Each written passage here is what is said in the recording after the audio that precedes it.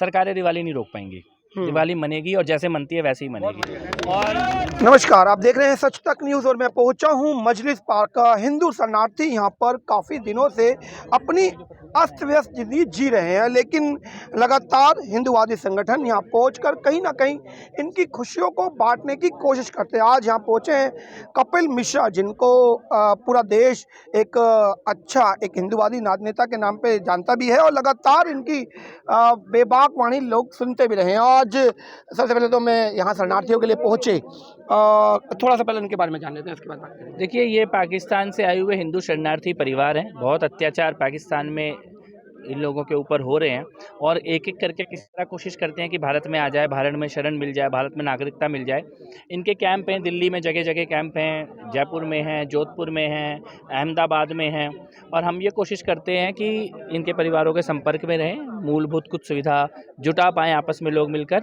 और जब त्यौहार का समय है तो सबके मन में ये था, हिंदू इकोसिस्टम के सभी सदस्यों के मन में, कि दीपावली की शुरुआत इन्हीं परिवारों के साथ खुशियाँ बांटकर, उपहार बांटकर की जाए। जैसे कि सुविधाओं की बात आई, अभी आप बोल रहे थे कि रोहिंग्याओं को या जो बांग्लादेशी है उनको सुविधा मिल जाती, इनको नहीं मिल पाती। तो इसमें केंद्र सरकार का भी निचला रवैया हमेशा देखने को मिला कि कोई करना तो कोई भी नहीं चाहता। ये हो सकता है कि इनकी वोट बैंक नहीं है, इनकी वोट ही नहीं है। जब राजनीति में अपना एक योगदान ही नहीं है तो शायद ये भी एक कारण है कि ये अस्त व्यस्त ही रहेंगे। नहीं, इसका वोट से कोई लेना देना नहीं है। और वोट तो इनकी तब बनेगी जब ये भारत के नागरिक बन जाएंगे, लेकिन तब भी बहुत कमी रहेगी वोट, क्योंकि ऐसा तो है नहीं पाकिस्तान में बचे ही कितने हिंदू हैं। सारे भी आ जाएं तो दिल्ली की एक विधानसभा के बराबर भी वोट नहीं हो सकते, क्योंकि उन्होंने तो वहाँ पे कत्लेआम किया है हिंदुओं का। लेकिन बात वोट की नहीं है, बात है भारत जिस प्रकार की संस्कृति और सभ्यता की बात करता है, वहाँ पे हम अपने ही हिंदू शरणार्थियों को कैसे रखते हैं और घुसपैठियों को कैसे रखते हैं। और मुझे लगता है कि ये दुखद सत्य है और ये सबको दिखाई दे रहा है। यहाँ अगर आप यहाँ पे आ जाएं और यहीं से थोड़ी दूर पे ये रोड क्रॉस करते ही बांग्लादेशी घुसपैठियों के घर देख लें, जहाँ पे एसी लगा हुआ मिल जाएगा आपको, राशन कार्ड बना हुआ मिल जाएगा, आधार कार्ड बना हुआ मिल जाएगा। तो ये दिल्ली का कड़वा सच तो है ही। तो क्यों नहीं कोशिश की जा रही है कि इनको भी उसी पटल पे लाया जाए कि इनका भी आधार कार्ड या वोटर कार्ड या नागरिकता किसी तरीके से इनको दिलाई जाए तो अधिकार प्राप्त हो जाएंगे अपने आप। कोशिश की जा रही है, क्योंकि ये हिंदू हैं तो ये गैरकानूनी तरीके से, अवैध तरीके से तो आ नहीं रहे, तो इनकी नागरिकता भी गैरकानूनी या अवैध तरीके से नहीं होगी, इनकी प्रॉपर चैनल से होगी। कई लोगों को नागरिकता मिली भी है। 6 या 7 साल का पीरियड है। 7 साल का जो भारत में शरणार्थी रहते हैं उसके बाद उनकी नागरिकता को शुरू किया जाता है, उसकी प्रोसेस शुरू होती है। अभी हम लोग आशा कर रहे हैं कि आने वाली जनवरी फरवरी में CAA की जो गाइडलाइन है वो भी सामने आ जाएगी, तो ये प्रक्रिया और तेज हो जाएगी नागरिकता देने जिस की। तरीके से आपने अभी पटाखों के ऊपर भी बात की है, लगातार हम भी इस बात को, क्योंकि पटाखे जहां न्यू ईयर पे सबेरात पे ही पटाखे जलते हैं, वहां केवल दिवाली पे ही पोल्यूशन होता है। इस तरह की बातें लगातार देखने को मिली। मैंने ईद पे भी कवरेज की, पूरी रोड पर किस तरीके से बोटियां पड़ी हैं और बदबू बेइंतहा और नालियों में खून बहते देखा। मैंने जब कहा तो कह दिया विवादित बयान है आपके, तो आपने विवाद कर दिया। तो किस तरीके से इस बात को देखते हैं कि त्योहारों में भी तुष्टिकरण लगातार मैं ये कह सकता हूँ, आज सरकारें दिवाली नहीं रोक पाएंगी। दिवाली मनेगी और जैसे मनती है वैसे ही मनेगी। और जो दिल्ली की सरकार हो जिसने पटाखों पे बैन करने का ऑर्डर दिया है, या न्याय व्यवस्था हो जिसकी जिम्मेदारी है, सारे पॉल्यूशन के केसेस आज जुडिशरी के दरवाजे पे पड़े हुए हैं, उनको इसके निर्णय लेने हैं। 20 सालों से आपने क्या निर्णय लिया? अगर पॉल्यूशन बढ़ता जा रहा है तो उसकी क्या अकाउंटेबिलिटी है? आप ये बच्चों की दिवाली बंद करके 1 साल का पॉल्यूशन बंद कर दोगे क्या? तो मुझे ये लगता है जनता को भी ये समझ में आ गया है कि ये वार्षिक ढकोसला है।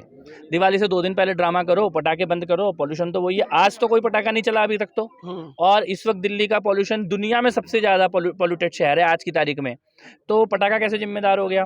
तो जो जिम्मेदार है पॉल्यूशन का उसको आप बंद कीजिए, त्यौहार मत बंद कीजिए, पॉल्यूशन बंद कीजिए। अच्छा, मैं छठ पूजा, क्योंकि सच तक बिहार से चलता है और बिहार में दिवाली से ज़्यादा छठ पूजा बनाई जाती है और छठ का त्यौहार भी 6 दिन के बाद आने ही वाला है। छठ के लिए भी बैन कर दिया गया। पिछली बार आपने देखा छोटे छोटे कुंड बनाकर उसमें पूजा को पूरा किया गया और इस बार भी कुछ ऐसी बातें की जा रही हैं। तो दिल्ली में मैंने यमुना की सफाई होते हुए कुछ नहीं देखा। लगातार बस यही देखा कि चलो त्योहारों पे बैन कर दिया, गणेश विसर्जन में बैन कर दिया। तो इसको किस तरह से देखते हैं? पूजा पद्धति जो है हमारी, जो संस्कृति रही है, वो यमुना घाट पे ही रही है या देखिए, इस बार तो घाटों पे ही छठ होगी। कोरोना काल में जरूर छठ को घाटों पे नहीं करने का बहाना ढूंढा गया सरकार के द्वारा। यमुना की स्थिति तो जस की तस है, और यमुना को आप एक खाली वजीराबाद के अप स्ट्रीम से पहले तो साफ है, वजीराबाद डाउन स्ट्रीम में तो वो नाले ही बह रहा है, लेकिन उसके बावजूद भी आज छठ जो है वो पूरे देश का त्यौहार बन चुका है। देश का ऐसा कोई राज्य नहीं है, कश्मीर हो, लद्दाख हो या कन्याकुमारी हो, केरल हो, तमिलनाडु हो, महाराष्ट्र हो, दिल्ली में तो छठ मुझे लगता है पटना से भी ज़्यादा बड़ी छठ दिल्ली में मनती है अब आज की तारीख में। तो छठ अब एक राष्ट्रीय देश का त्यौहार है, देश के हर हिस्से में मनाया जाता है, और बहुत सालों के बाद हम सबको छठी माई की पूजा का जोर शोर से इंतजार है। हम लोग सूर्य नारायण देव का इस बार भव्य तरीके से पूजन अर्चन होगा, और ये छठ पिछले 2-3 सालों से, क्योंकि घरों में और शांति से अकेले में मनाई जा रही थी, सामूहिक छठ इस बार दिल्ली की भव्य छठ होगी। जैसे कि आपने अभी एक लाइन बोली थी कि दिल्ली में दिवाली वैसी ही बनेगी जैसी बनती आई है, तो जिनके ऊपर मुकदमे दर्ज होंगे, फाइन लगेंगे, उसके लिए भी कुछ सोचा है साहब? हम लोगों ने सोचा है, हर हाँ। चीज़ तो बोलने की आवश्यकता नहीं होती है, लेकिन ये मैं आपको ये कह सकता हूँ कि पिछले साल से ज़्यादा पटाखे मुझे लगता है दिल्ली में इस बार चले। मेरे साथ कपिल मिश्रा जी, जिन्होंने लगातार अपनी बेबाक वाणी से लगातार लोगों को चौंकाया, और आज भी इन्होंने बेबाक वाणी से एक बात कही कि दिल्ली में दिवाली वैसे ही बनेगी जैसे बनती रही है या उससे भी बेहतर बनेगी। और किस तरीके की तुष्टीकरण की राजनीति अपनी दिल्ली की सरकार करती है, वह हर त्यौहार पे हमें देखने को मिल जाता है। होली पर पानी के बिना होली होगी और दिवाली पर बिना पटाखों के दिवाली होगी, तो होगी कैसे? और अब सनातनी हिंदू जो लगातार अपनी बात रखते आए हैं, वो शायद इस बात को समझ चुके हैं कि राजनीति लगातार तुष्टीकरण की है, और हम भी चाहेंगे कि दिवाली का त्यौहार हो या होली का त्यौहार हो, उसको वैसे ही बनाए जैसी हमारी संस्कृति रही है। विराम देता हूँ। जय हिंद, जय भारत।